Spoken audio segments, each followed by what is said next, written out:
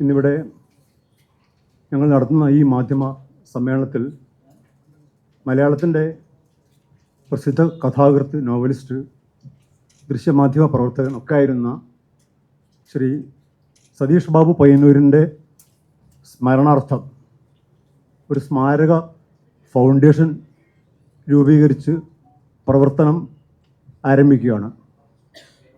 അതോടനുബന്ധിച്ച് അദ്ദേഹത്തിൻ്റെ സ്മരണാർത്ഥം മലയാളത്തിലെ ഒരു എഴുത്തുകാരന് അദ്ദേഹത്തിൻ്റെ സമഗ്ര സംഭാവനയ്ക്കുള്ള പുരസ്കാരം ഏർപ്പെടുത്തിയിട്ടുണ്ട്. അപ്പോൾ ആ പുരസ്കാരം പ്രഖ്യാപിക്കുന്ന ഒരു ചടങ്ങാണിത്. ഈ പുരസ്കാരം ഈ ജയകുമാർ സാറാണ് പ്രഖ്യാപിക്കുക. ഇതിൽ സംബന്ധിക്കുന്നവരുടെയൊക്കെ പേര് വിവരങ്ങൾ പ്രസ് റിലീസിൽ എഴുതിയിട്ടുണ്ട്. ജയകുമാർ സാർ ബാക്കി കാര്യങ്ങൾ സംസാരിക്കും. സമയമില്ല. നമ്മുടെ സിവിൽ സപ്ലൈസിൻ്റെ മന്ത്രി വീട്ടി അദ്ദേഹത്തിൻ്റെ സമയം അപഹരിച്ചിട്ടാണ് ഞാൻ ഇങ്ങോട്ട് കയറിയത്. അപ്പോൾ അതുകൊണ്ട് സമയമെടുക്കുന്നില്ല. സതീഷ് ബാബു പയ്യന്നൂർ, നമുക്ക് പ്രിയപ്പെട്ട സതീഷ് ബാബു പയ്യന്നൂർ വിട്ടുപിരിഞ്ഞിട്ട്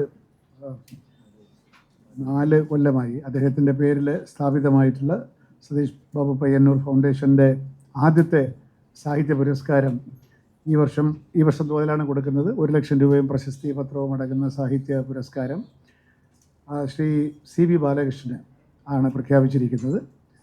1 ലക്ഷം രൂപയും പ്രശസ്തി പത്രവും.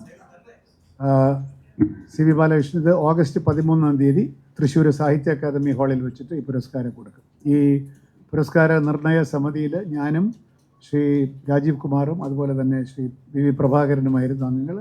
സതീഷ് ബാബുവിൻ്റെ ബ്രദറാണ് എൻ്റെ റൈറ്റ് സൈഡിലിരിക്കുന്നത്. അവരുടെ സുഹൃത്തുക്കളും പിന്നെ അഭ്യുദയകാംക്ഷികളും എല്ലാവരും കൂടി ചേർന്നുണ്ടാക്കിയ ട്രസ്റ്റാണ് അത്. സാഹിത്യത്തിലെ ഓരോ വർഷവും ഇപ്രാവശ്യം ബാലകൃഷ്ണനാണ്. ബാലകൃഷ്ണനെ സംബന്ധിച്ച് പറയുകയാണെങ്കിൽ സതീഷ് ബാബു പയ്യന്നൂരും നടന്ന വഴിയിലൂടെ തന്നെയാണ് ഒരു പരിധി വരെ. കാരണം ചലച്ചിത്രമുണ്ട്, സാഹിത്യമുണ്ട്, കഥയുണ്ട്, നോവലുണ്ട്. എല്ലാ അർത്ഥത്തിലും സതീഷ് ബാബു പയ്യന്നൂരിൻ്റെ ആത്മാവിന് ചേർന്ന് നിൽക്കാൻ പറ്റുന്ന ഒരു പേര് എന്നുള്ള നിലയ്ക്കും ബാലകൃഷ്ണൻ്റെ വളരെ പ്രധാനപ്പെട്ട സമഗ്ര സാഹിത്യ സംഭാവനകൾ ഇപ്പോഴും സജീവമായിക്കൊണ്ട് നടത്തിക്കൊണ്ടിരിക്കുന്ന സാഹിത്യ സംഭാവനകളെ പുരസ്കരിച്ചുമാണ് പ്രഥമ സതീഷ് ബാബു പയ്യന്നൂർ സ്മാരക പുരസ്കാരം ശ്രീ CV ബാലകൃഷ്ണന് കൊടുക്കാൻ ജൂറി തീരുമാനിച്ചു.